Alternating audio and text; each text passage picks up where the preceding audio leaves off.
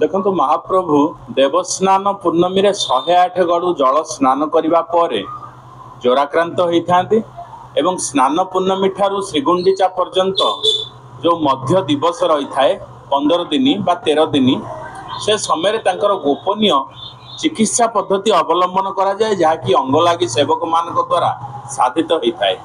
यही अणसर समय प्रथमे तृतीय दिवस रे महाप्रभुंकर ओदा वस्त्र गुड़िक ओलागी करा जाए शरीर तापर पंचमी दिन गोटे स्वतंत्र तैल महाप्रभुंकर अभ्यंग करा जाए समस्त शरीर सर्वांगरे तैल मर्दन करा जाए जो तेल कि ओडिया मठ महंत जोगी दी थांती ताहा 1 वर्ष पर्यंत माटी तले पोती होकर रही था एवं 40 प्रकार सुभाषित प्रक्षेप द्रव्य पुष्प इत्यादि पड़ी से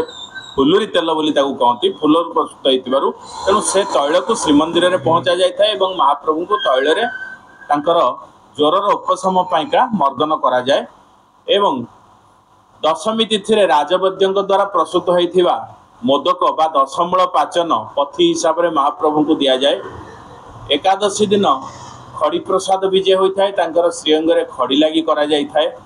घणा लगी बोली गोटे नीति मध्य रही था महाप्रभुंकर एवं मुग बटा होकर ताकू मध्य श्रीअंग रे लेपन करा जाय थाए। ये अनेक नीतिकांति प्रायतः रही था। देखंतु जेतेबेले आमे माने शरीर रे आमर जेतेबेले पीड़ा होता है बा आमे माने जेतेबेले शरीर रे रोगाक्रांत बा ज्वराक्रांत होता आमको बाह्य शब्द घंट घंटा ध्वनि एगुड़िक विरक्तिकर मन होता है।